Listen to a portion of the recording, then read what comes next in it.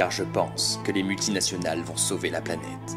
En effet, dans une logique d'équité, j'estime qu'il est normal que le plus grand événement sportif au monde soit représenté par les plus grandes puissances de la mondialisation. Ceux qui détiennent des richesses telles que plus d'un État endetté rougiraient de honte. Ces élites éclairées, dont l'objectif presque divin est d'augmenter leurs capitaux, sont bien plus à même de savoir ce qui est bon pour les milliards de citoyens qui offriront leur temps de cerveau disponible à la sainte télévision. Au menu, obligation d'utiliser une carte de crédit, des campagnes publicitaires agressives, un logo représentatif du devoir féminin, un sponsoring exclusif proche du monopole, sans oublier la participation active de compagnies pétrolières, sans qui nous ne pourrions vivre. Que demander de plus quand McDo offre au peuple à la fois les jeux et le pain? Car j'aime le sécuritarisme et la rectitude. Orwell n'était qu'un bobo extrémiste de gauche. Il n'a pas compris que Big Brother n'est qu'une émission allemande de télé-réalité. Depuis le 11 septembre, il existe un terroriste potentiel en chacun de nous. Et je l'admets, j'ai peur. Par conséquent, je trouve acceptable d'être cerné de caméras et de forces militaires, puisque je suis un citoyen modèle, conforme à la norme. J'envisage même de me faire placer un implant dans la main. On n'est jamais trop prudent. Oui, je suis prêt à sacrifier beaucoup de liberté contre un peu de sécurité. Dans l'éventualité d'une attaque probablement islamiste, il sera possible d'en tirer profit en montrant du doigt un pays producteur de pétrole qui n'a pas encore été démocratisé. Car on va créer beaucoup d'argent. Le système est à l'agonie, personne ne le conteste. Il faut donc redoubler d'efforts, travailler dur, bien consommer et exploiter la moindre opportunité de croissance. Dans ce sens, je trouve que l'idée de débloquer des fonds publics à destination de compagnies privées est une idée brillantissime. Ce n'est pas comme si l'Europe subissait une crise de la dette publique. Et puis, l'argent ne sera pas jeté par les fenêtres. Il sera avant tout donné à une poignée de sociétés privées qui en feront bénéficier toute la société en créant des emplois grassement rémunérés. Éboueurs, prostituées, stewards, caissiers chez McDo.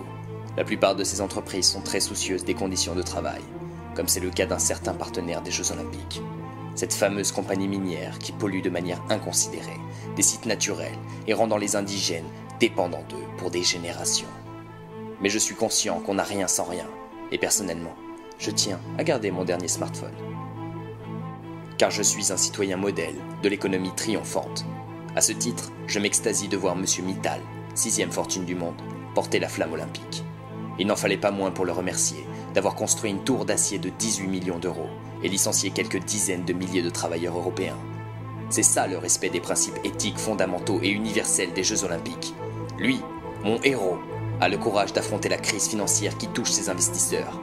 Pour ce qui est de ces milliers de citoyens expropriés de leur maison, ils doivent l'accepter, en tant que citoyens modèles, sacrifiés sur l'autel du développement. Faire vivre une poignée de sportifs dans le luxe pendant 3 semaines, ça n'a pas de prix. Car le consumérisme est le fondement de notre société. Consommer, c'est la vie. Je ne vais pas vous l'apprendre. Chaque fois que vous achetez un briquet en forme de torche olympique, vous donnez du travail aux concepteurs, vous donnez du travail aux ouvriers en Chine, qui eux, n'ont pas peur des 60 heures par semaine.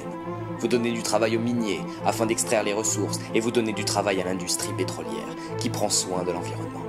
Le miracle, c'est que tout ça fonctionne grâce à une main invisible. Plus de travail, plus de consommation, plus de croissance pour tous, sans régulation ni contrôle. Le fruit de la liberté des plus pauvres à offrir leur temps de vie aux puissants. Manquer de ressources? Mensonge néo-malthusien d'écolo-bobo fainéant. D'ailleurs, même le réchauffement climatique n'est qu'une vaste blague. Pour preuve, les théories sceptiques sont bien plus compatibles avec notre économie. C'est pur hasard si BP, Total et 40 organismes américains financent le scepticisme à coups de millions chaque année. Car il est normal d'investir des milliards d'euros dans 3 semaines de jeu, quand la situation sur Terre est critique.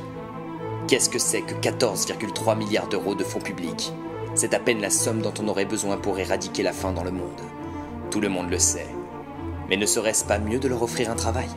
En donnant cet argent à BP, Adidas et McDo, on leur permet d'investir partout dans le monde, afin que chaque enfant du quart-monde puisse s'offrir un hamburger un jour, à condition qu'ils tiennent le comptoir 330 jours par an. Imaginez le bonheur de pouvoir produire des chaussures à la chaîne dans une usine aseptisée. Si ce sont des chaussures durables, c'est encore mieux. En échange de ce sacrifice raisonnable, nous offrons au monde 3 semaines de jeux babyloniens, pour le plaisir des grands comme des petits. Comment oserions-nous nous plaindre de ces dépenses, sachant que les installations sont temporaires et détruites pour la plupart?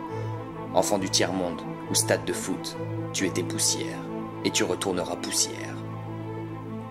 Car il faut faire de la croissance à n'importe quel prix.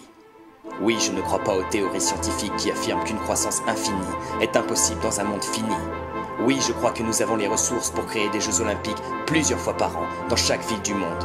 Oui, je crois que l'agriculture doit être de plus en plus intensive, qu'il faut produire toujours plus, même au sacrifice des équilibres naturels. Oui, je crois qu'il est nécessaire de sacrifier des milliards d'animaux chaque année pour nos plaisirs gustatifs, et qu'il serait judicieux de multiplier cela par 10 dans les prochaines années. Oui, je crois qu'il est possible que nous fassions de la surface de la Terre un immense Dubaï, où tout le monde consommerait comme un Américain moyen, sans le moindre impact environnemental. Car les Jeux Olympiques sont le symbole d'une société cohérente, juste et épanouie. Des Jeux Olympiques équitables, vous imaginez l'enfer que ce serait? Avec des restaurants bio, de la nourriture locale, des installations durables, sponsorisées par des ONG humanistes, et tout ceci fonctionnant sans intervention de lobbies et sans malversation. Londres serait envahi par les hippies en moins de 2 jours. Les bénéfices seraient reversés à travers le monde pour lutter contre la pauvreté. On financerait les écoles ou les hôpitaux. C'est répugnant. On n'aurait pas d'autre choix que de consommer équitable sous prétexte que c'est bon pour la planète. Le pire de tout serait sans doute que ces jeux soient 100% renouvelables, sans consommer une seule goutte de pétrole. Ce serait probablement l'apocalypse. Quand la cérémonie de clôture retentira, j'aurai un regard nostalgique lancé vers les étoiles. Grâce aux Jeux Olympiques, le monde aura fait un grand bond dans l'évolution.